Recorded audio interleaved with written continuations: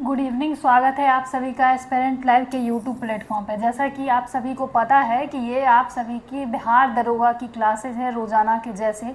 तो ये आपको किस चीज़ की क्लासेज है, तो फिलहाल तो हम लोग पॉलिटी में हैं। आप देख रहे हैं दरोगा के लिए कॉन्सेप्ट प्लस एमसीक्यू हम लोग देख रहे हैं, ठीक। लेकिन इसके बाद जो है हम लोग पॉलिटी के बाद हम लोग दूसरे सब्जेक्ट पे चलेंगे। और यह आपको अभी जो हाल फिलहाल में 1799 पद यानी कि पोस्ट की वैकेंसी आई है, ये उसी के लिए है। तो डेफिनेटली जुड़ें और ज़्यादा से ज़्यादा बच्चे जुड़ें, ठीक है। भारतीय संसद के अपर हाउस को किस नाम से जाना जाता है, तो आप जानते हैं कि राज्यसभा के नाम से जाना जाता है। और ये विधान सभा क्या है, तो आप जानते हैं कि विधान मंडल का भाग है, विधान मंडल का भाग है। और इसके भी दो होते हैं भाग, कौन कौन से, तो विधान परिषद और विधान सभा, विधान परिषद और विधान सभा। तो मैं बात कर रही हूँ आप सभी के लिए कि हम पूछा है कि संसद का अपर सदन कौन सा है, तो आप याद रखेंगे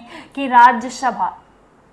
भारतीय संसद जो है आपको द्विसदनीय है, इसके दो सदन होते हैं। निचले सदन को लोकसभा यानी हाउस ऑफ पीपल कहते हैं और ऊपरी सदन को क्या कहते हैं, तो राज्यसभा, काउंसिल ऑफ स्टेट, ठीक है। जबकि विधानसभा राज्य स्तर की संस्था है और सीनेट अमेरिका में है और हाउस ऑफ लॉर्ड ब्रिटेन यानी कि सीनेट जो है अमेरिका के संसद को कहेंगे, ठीक है, अमेरिका के। और हाउस ऑफ लॉर्ड्स किसके कहेंगे, तो यूके यानी कि ब्रिटेन, याद रखिएगा, यानी ब्रिटेन के। तो इस पॉइंट को ध्यान में रखिएगा। कोई दिक्कत हो तो कमेंट बॉक्स में कमेंट करिएगा, ठीक। चलिए, राज्यसभा को अस्थाई सदन कहते हैं क्योंकि सभी सदस्य आजीवन सदस्य यहाँ पे चुने जाते हैं। नहीं, राज्यसभा जो है, राज्यसभा के सदस्य का कार्यकाल कितने वर्षों का होगा, तो आपको 6 वर्षों का होगा, 6 वर्षों का। तो आजीवन की तो कोई बात ही नहीं है, आजीवन की बात ही नहीं है, क्योंकि अगर आप ध्यान दें तो राज्यसभा आपको क्या है, राज्यसभा आपको अस्थाई सदन है, अस्थाई सदन।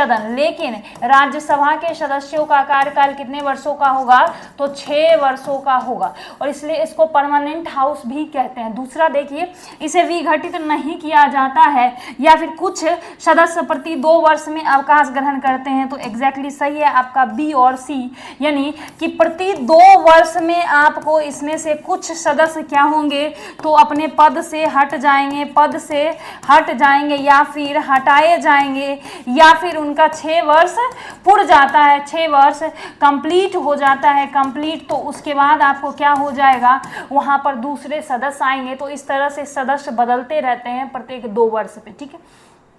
राज्यसभा में सीटों की अधिकतम संख्या कितनी है, अगर मैं अधिकतम की बात करूं तो 250 है, जिसमें 238 कहां से होंगे, तो आपको स्टेट से होंगे। 250 है जिसमें 238 कहां से होंगे, तो आपको स्टेट से हो जाएंगे और 12 आपको यूटी से हो जाएंगे। इस बात को ध्यान में रखिएगा, ठीक है। चलिए, वर्तमान समय में राज्यसभा में सदस्यों में प्रभावी कितनी संख्या है, तो 245 है। कितना, 245, जिसमें 12 सदस्य आप याद रखिएगा जो है प्रेसिडेंट यानी कि भारत के राष्ट्रपति के द्वारा मनोनीत किया जाता है। क्या किया जाता है, तो मनोनीत किया जाता है। तो इस पॉइंट को ध्यान में रखिएगा, ठीक है। चलिए नेक्स्ट क्वेश्चन पे आते हैं। नेक्स्ट क्वेश्चन कि राज्यसभा के लिए राष्ट्रपति द्वारा कितने सदस्य नामित किए जाते हैं, तो अभी हमने देखा 12, ठीक।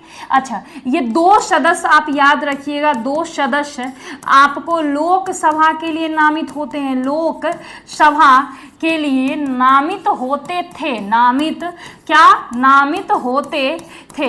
लेकिन आपको 104वें संविधान संशोधन के तहत क्या हुआ, ये 2 जो आंग्ल भारतीय राष्ट्रपति के द्वारा क्या होते थे, मनोनीत होते थे। याद रखिएगा कि मनोनीत होते थे, अब नहीं होते हैं, अब ये जो है हट गया है। तो ये पॉइंट ध्यान में रखिएगा। क्या यहाँ तक कोई दिक्कत, किसी तरीके की परेशानी, तो कमेंट बॉक्स में जब भी क्लास क्लास देखें, डेफिनेटली कमेंट करेंगे। ठीक, चलिए नेक्स्ट क्वेश्चन की तरफ चलते हैं कि राष्ट्रपति राज्यसभा में वही बात कह रहा है कि 12 सदस्यों को मनोनीत करते हैं और ये सदस्य साहित्य, विज्ञान, कला और समाज सेवा के क्षेत्र, मतलब ये जो 12 सदस्य होंगे इनका क्षेत्र डिवाइडेड होता है। ठीक है, अब जैसे कहाँ से होंगे तो साहित्य के क्षेत्र से होंगे, ठीक है, कला के क्षेत्र से होंगे, विज्ञान के क्षेत्र से होंगे और आप ध्यान रखिएगा कि समाज सेवा के क्षेत्र से होंगे, समाज सेवा के क्षेत्र से होंगे। तो ये कुल मिलाकर चार क्षेत्रों से आएंगे, 4 क्षेत्रों से आएंगे। तो ये पॉइंट ध्यान में रखिएगा। ठीक है, चलिए नेक्स्ट क्वेश्चन पे आते हैं। उससे पहले देख लीजिए, इसका उद्देश्य संसद में विशेषज्ञों का प्रतिनिधित्व सुनिश्चित करना। उदाहरण सचिन तेंदुलकर, लता मंगेशकर और रेखा इत्यादि, ये सभी जो है, सचिन तेंदुलकर का जो है आपको किससे आते हैं, तो ये जो है आपको याद रखना है कि खेल के क्षेत्र से आते हैं। उसके बाद अगर आप देखिए कि लता मंगेशकर और ये जो है आपको कहाँ से आती हैं, तो साहित्य के क्षेत्र से आती हैं। ठीक, चलिए राज्यसभा में इस प्रतिनिधित्व होता है कहाँ से, राज्यों का, संघ शासित क्षेत्रों से, ये दोनों। देखिए तो अभी हमने देखा कि यूटी से भी होगा और संघ शासित क्षेत्र से होगा। करेक्ट आंसर हम किसके साथ जाएंगे, तो डेफिनेटली सी से जाएंगे, मतलब सी के साथ। सी फॉर कैट। आप याद रखिए कि जब भी 20 सदस्य यूटी से आएंगे तो संघ शासित क्षेत्र को प्रेजेंट करेंगे ना। जिन संघ शासित क्षेत्रों में विधानसभाएं नहीं होती उनके प्रतिनिधि किस प्रकार चुने जाते हैं, मतलब अब मानिए कि जिस संघ शासित क्षेत्र में विधानसभा नहीं होगी उनके प्रतिनिधि, आप पहली बात मुझे बताइए कि विधानसभा कहाँ, मतलब किस संघ शासित क्षेत्र में नहीं, यानी किस यूटी में नहीं है। ये क्वेश्चन आप सभी को कमेंट करना है इसका आंसर। ठीक, याद रखिएगा कि विशेष निर्वाचक मंडल द्वारा ये चुने जाएंगे, मतलब इनके लिए विशेष स्पेशल इलेक्टोरल कॉलेज की स्थापना की जाएगी और उसके बाद वहां से इनको चुना जाएगा। राज्यसभा में सदस्यों का निर्वाचन होता है, कहाँ से होगा, राज्यसभा में सदस्यों का निर्वाचन कहाँ से होगा, तो क्या संचयी मत प्रणाली के द्वारा, सापेक्ष मत पद्धति, सूची पद्धति द्वारा या अनुपातिक प्रतिनिधित्व के अनुसार एकल संक्रमणीय वोट से। तो ये हो जाएगा कि ये भी गुप्त बैलेट के द्वारा एकल संक्रमणीय वोट से होता है। राज्यसभा के लिए प्रत्येक राज्य के प्रतिनिधियों का निर्वाचन कौन करता है। अब देखिए, मैं अगर आपसे पूछूं कि राज्यसभा के लिए प्रत्येक राज्य के सदस्यों का निर्वाचन कौन करेगा, तो राज्यसभा के लिए विधानमंडल के निर्वाचित सदस्य करेंगे। कौन करेंगे, तो याद रखिए कि राज्यसभा के लिए अगर ये, क्योंकि ये भी आपको क्या है, तो ये आपको अपर हाउस है और यहाँ पर क्या होता है, स्टेट को रिप्रेजेंट करता है। और विधानमंडल में जैसा कि आपको पता है कि यहाँ पर क्या है, तो 2 हो जाते हैं। कौन, विधान परिषद और विधान सभा। तो ये दोनों जगह से चूज करके आएंगे और यहाँ पर प्रेजेंट करेंगे। ठीक है, चलिए नेक्स्ट आते हैं कि राज्यसभा में राज्यों का प्रतिनिधित्व किस बात पर निर्भर करेगा, यानी राज्यसभा जो है हमारा अपर हाउस जो है, इसका प्रतिनिधित्व बेसिकली किस बात पर निर्भर करेगा, तो राज्य की जनसंख्या। अब किस स्टेट की कितनी जनसंख्या है उसका प्रतिनिधित्व और वहाँ का सीट उसी अकॉर्डिंग दिया। जैसे यूपी में आपको सबसे ज़्यादा सीट है और मतलब आप कह लीजिए गोवा में कम सीट है, जैसे सिक्किम में कम सीट है। ठीक है, जैसे राज्यसभा में किसी राज्य को मिलने वाली सीटों की संख्या राज्य की जनसंख्या पर निर्भर करती है। जिस राज्य की जनसंख्या अधिक होगी उसे राज्यसभा में अधिक सीटें मिलेगी। उदाहरण के लिए यूपी में अगर आप ध्यान रखें तो 31 सीटें हैं राज्यसभा की, कितने, 31 सीटें। और आप याद रखिए कि अनुसूची कौन सा, तो अनुसूची 4 जो है इसमें क्या बात किया गया है, तो राज्य, याद रख लीजिएगा लगे हाथ ये भी कि राज्यसभा के सीटों के आवंटन के बारे में, सीटों के आवंटन के बारे में इसमें कहा गया है। ठीक, क्योंकि इसकी जनसंख्या सबसे अधिक होती है, जबकि छोटे राज्य जैसे सिक्किम की केवल 1 होती है और आप दमन की देख लें, गोवा के देख लें तो वहां पर भी 1-1 ही होती है। ठीक, चलिए अब देखते हैं राष्ट्रपति द्वारा लोकसभा में आंग्ल भारतीय समुदाय के 2 सदस्य को किस अनुच्छेद के तहत मनोनीत किया जाएगा, तो 331 जो है इस जिसके तहत ही राष्ट्रपति के द्वारा मनोनीत किया जाएगा। अब देखिए, लोकसभा में आंग्ल भारतीय समुदाय से 2 सदस्यों को मनोनीत करने की शक्ति किसके पास है? तो किसकी बात कर रहा है भाई? लोकसभा की, तो राष्ट्रपति के पास है। खैर अभी ये 2 जो थे इनको कैंसिल कर दिया गया है, आंग्ल भारतीय, ठीक है, एंग्लो इंडियन जिसको आप कहते हैं। लोकसभा में राज्यों को किस आधार पर सीटें आवंटित की जाती है? अच्छा, लोकसभा में अगर हमको सीट आवंटित करना होगा तो भी हम किसके आधार पर करेंगे? तो पॉपुलेशन के आधार पर। याद रखिए, किसी भी कंडीशन में पॉपुलेशन के आधार पर ही, पॉपुलेशन के आधार पर ही हम लोग क्या करेंगे? तो सीटों का आवंटन करेंगे। याद रखिए कि सीटों का आवंटन करेंगे, सीटों का आवंटन करेंगे, तो इस पॉइंट को ध्यान में रखिएगा, ठीक है। चलिए नेक्स्ट क्वेश्चन की तरफ मूव करते हैं। 14, वर्तमान लोकसभा में प्रत्येक राज्य के लिए स्थानों का आवंटन आधारित है। वर्तमान लोकसभा में प्रत्येक राज्य का जो सीटों का आवंटन किया जाता है किस अकॉर्डिंग? तो 1971 के जनगणना के आधार पर, 1971 के जनगणना के आधार पर, जनगणना के आधार पर। अच्छा मुझे बताइए कि जनगणना पहली बार, याद रखिए कि पहली बार किनके द्वारा शुरू किया गया और आधिकारिक रूप से किन्होंने इसको जो है स्टार्ट किया? आधिकारिक रूप से, ठीक है। और जो है ये अभी 2011 की जो जनगणना हुई थी, इसके बाद तो हुई नहीं है। कौन से नंबर की जनगणना थी? कौन से नंबर की जनगणना थी? ठीक, बताना है। जनगणना क्यों किया जाता है ये भी थ्योरी में बताइएगा। लोकसभा के निर्वाचित क्षेत्रों का सीमा निर्धारण पहली बार निम्नलिखित में से किस ईस्वी में किया गया? तो 71 में जनगणना हो जाएगा, तो इसके 1 साल बाद किया गया 72 में, ठीक है। चलिए नेक्स्ट आते हैं। आप सभी के लिए बीएसएससी कार्यालय परिचारी एग्जाम की बात मैं कर दूं, जिसकी ऑफर प्राइस है 299 रुपये। बस 299 रुपया में आप सभी को ये प्रोवाइड करवाया जा रहा है। इसमें आप सभी के लिए क्या क्या है? तो याद रखिएगा, इसमें आप सभी के लिए क्या है? तो ऑल सब्जेक्ट है, ऑल सब्जेक्ट, ठीक है, जिसमें आपको क्या हो जाएगा? तो रीजनिंग रहेगा, रीजनिंग, मैथ्स रहेंगे, मैथ्स, जीके रहेंगे, जीएस रहेंगे, करंट रहेंगे, ठीक है, जीके रहेंगे, जीएस रहेंगे, करंट अफेयर रहेंगे, करंट अफेयर्स रहेंगे। तो ये सारे आप सभी के लिए प्रोवाइड करवाए जा रहे हैं। इसमें ऑल होगा, टॉपिक वाइज होगा, board PDF, printable, live recorded class, 20,000 plus MCQ with homework series. बस आपको 299 रुपये में प्रोवाइड करवाया जा रहा है और 20 सितंबर से ये आप सभी के लिए है। 100 सीट इसमें आप सभी के लिए अवेलेबल है, तो डेफिनेटली जुड़ेंगे, ठीक है। चलिए, बिहार दरोगा 2025 की मैं बात करूँ तो ये आपको बस 99 रुपये में मिल रहा है। इसमें भी ऑल सब्जेक्ट है, क्या है? तो ऑल सब्जेक्ट्स हैं, ऑल सब्जेक्ट्स। इसमें क्या है? ऑल सब्जेक्ट में जीके हैं भाई, जीएस हैं, करंट हैं, करंट प्रीलिम्स में तो यही रहते हैं, करंट्स अफेयर हैं, करंट्स अफेयर जिसका वेटेज बहुत ज़्यादा जो है इम्पॉर्टेंट रहता है, तो ये आप ध्यान रखें। बाकी मेंस में भी वापस से यही प्रोवाइड करवाया जाता है, all subject, topic wise, board PDF, printable, live recorded class, 20,000 plus MCQ with homework series. और ये 18 अगस्त से बैच आपको स्टार्ट हो चुकी है, ठीक। चलिए नेक्स्ट आते हैं कि लोकसभा में राज्यवार सीटों का आवंटन 1971 की जनगणना पर आधारित है। यह निर्धारण किस वर्ष यथावत रहेगा? मतलब यह जो है किस वर्ष तक ऐसे ही रहेगा?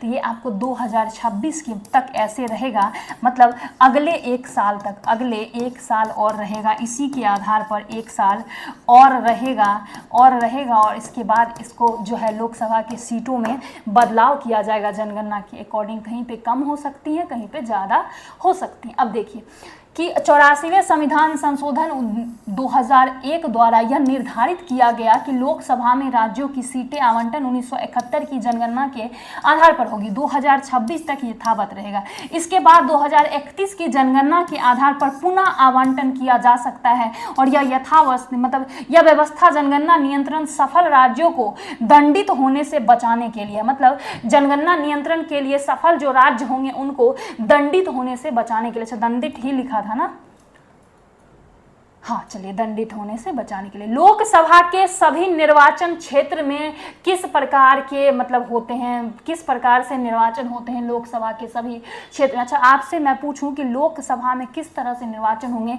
तो एकल सदस्यीय निर्वाचन क्षेत्र होगा। कैसा होगा भाई? एकल सदस्यीय निर्वाचन क्षेत्र होगा। लोकसभा के एक निर्वाचन क्षेत्र कम से कम कितनी जनसंख्या का प्रतिनिधित्व करती है? मतलब लोकसभा का एक जो क्षेत्र होगा बेसिकली कितनी जनसंख्या का प्रतिनिधित्व करेगी? तो 7.5 लाख जनसंख्या के बराबर हो जाएगी। याद रखिए कि 7.5 लाख जनसंख्या के बराबर होगी। किसकी होगी? तो जनसंख्या के बराबर हो जाएगी, बराबर हो जाएगी। इस बात को ध्यान रखिए, बराबर हो जाएगी। तो इस पॉइंट को ध्यान में रखिएगा, इसको नहीं भूलिएगा, ठीक है। चलिए नेक्स्ट आते हैं। अनुसूचित जाति एवं अनुसूचित जनजाति के प्रतिनिधित्व के लिए लोकसभा में कितने सुरक्षित निर्वाचन क्षेत्रों की व्यवस्था की गई है? मतलब अनुसूचित जाति और जनजाति के लिए लोकसभा में कितने सदस्य की व्यवस्था की गई है? तो याद रखिएगा 131। कितने? तो 131 सदस्यों की, मतलब 131 क्षेत्रों की व्यवस्था की गई, निर्वाचन क्षेत्र की, बिल्कुल सदस्य नहीं क्षेत्र। भारत में स्वतंत्रता के बाद प्रथम आम चुनाव कब संपन्न कराए गए? यानी जब भारत में, हमारा देश भारत 1947 में क्या हुआ? स्वतंत्र हो गया, स्वतंत्र हो गया, यानी कि आप कह लीजिए कि आज़ाद हो गया, आज़ाद हो गया। और ये जो है किससे? तो आपको पता है कि ब्रिटिशर से हो गया। यानी कि आप ध्यान रखिए कि इसके बाद अगर आपसे ये पूछा जाए जैसे कि भारत में इसके बाद को मतलब को जो भी आपको पूछ रहा है कि प्रथम आम चुनाव, तो 1952 में पहली बार क्या हुआ? तो पहली बार आम चुनाव करवाया गया, पहली बार आम चुनाव करवाया गया। तो ये सारे पॉइंट को याद रखिएगा, करवाया गया। क्या सॉर्टेड है यहाँ तक? नेक्स्ट आते हैं कि भारत के प्रधानमंत्री का पद है, क्या ये परंपरा है, संसद द्वारा सृजित है, संविधान द्वारा या राष्ट्रपति द्वारा?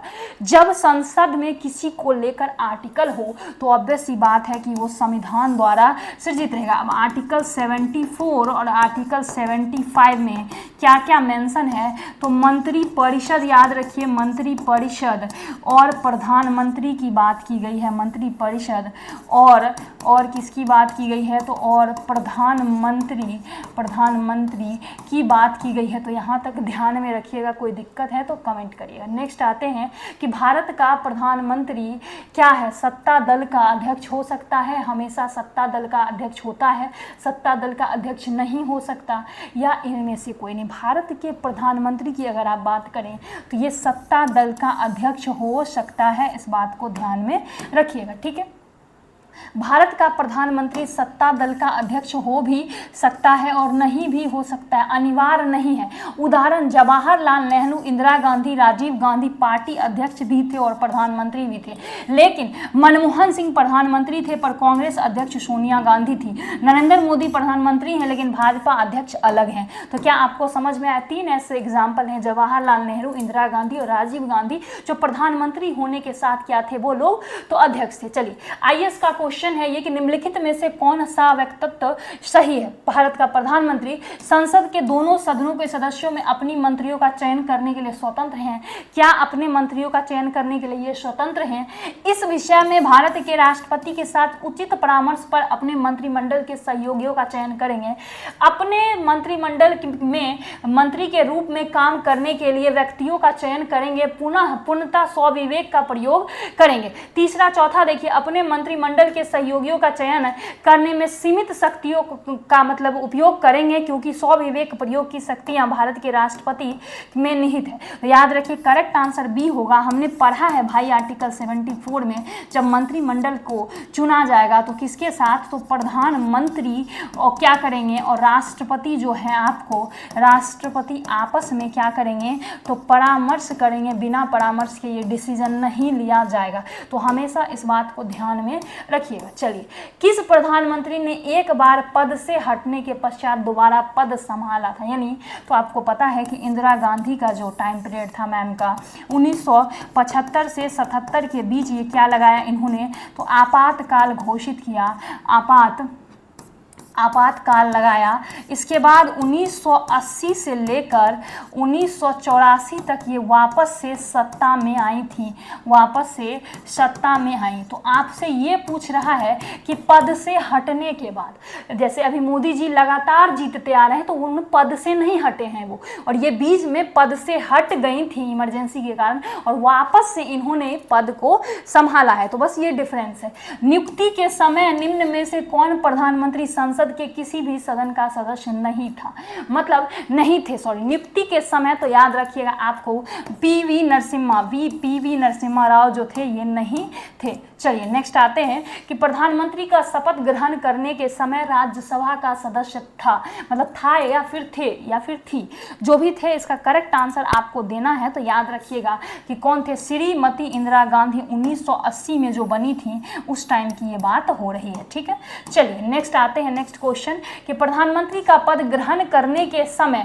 विधानसभा का सदस्य कौन था, मतलब प्रधानमंत्री का पद जब इन्होंने ग्रहण किया तो उस टाइम विधानसभा का सदस्य कौन था, तो हमेशा याद रखेंगे एच.डी. देवगौड़ा। कौन थे, तो एच.डी. देवगौड़ा क्या थे, विधानसभा के सदस्य थे। लोकसभा का विश्वास मत प्राप्त किए बिना ही प्रधानमंत्री पद पर कार्य करने वाले प्रथम व्यक्ति थे, यानी लोकसभा का विश्वास मत उन्होंने प्राप्त नहीं किया, और वो कौन थे, चौधरी चरण सिंह। ये कभी जो है गए ही नहीं थे ऑफिस, ठीक है। चलिए नेक्स्ट आते हैं, मतलब ये गए ही नहीं उस चीज के लिए, मतलब मत प्राप्त करने के लिए, लोकसभा का विश्वास प्राप्त करने के लिए। कांग्रेस द्वारा समर्थन वापस लिए जाने के कारण ही त्यागपत्र देना पड़ा था, किनको, तो कांग्रेस ने जब वापस अपना समर्थन ले लिया तो उसके बाद किन्होंने त्यागपत्र दिया, तो उपयुक्त में से सभी इसका करेक्ट आंसर हो जाएगा। कौन हो जाएंगे, तो उपरोक्त में से सभी, याद रखिएगा उपरोक्त में से सभी ऐसे हैं जिन्होंने किया था। कौन कौन, तो चौधरी चरण सिंह, चंद्रशेखर को और एच.डी. देवगौड़ा, ठीक है। नेक्स्ट आते हैं, ये देखिए कांग्रेस द्वारा समर्थन वापस लेने के कारण तीनों त्यागपत्र देना पड़ा। चौधरी चरण सिंह कांग्रेस ने बाहर से समर्थन देने के बाद वापस ले लिया। चंद्रशेखर जो 1990 से 91 में रहे, कांग्रेस के समर्थन की सरकार बनाई गई लेकिन कांग्रेस ने समर्थन वापस ले लिया। एच.डी. देवगौड़ा संयुक्त मोर्चा सरकार को कांग्रेस बाहर से समर्थन दे रही थी, फिर भी समर्थन वापस ले लिया कांग्रेस ने, और तब ये तीनों जो है अपने पद से क्या किया, तीनों ने त्यागपत्र दे दिया। इंदिरा गांधी दूसरी अवधि के लिए प्रधानमंत्री बनी, एकदम ये जो है ये क्वेश्चन 1980 से लेकर 84 का टाइम पीरियड था। क्या हमने 30 क्वेश्चन को कवर किया, क्या यहाँ तक में किसी प्रकार का कोई दिक्कत है, तो एक बार जो है कमेंट बॉक्स में ज़रूर कमेंट करिएगा।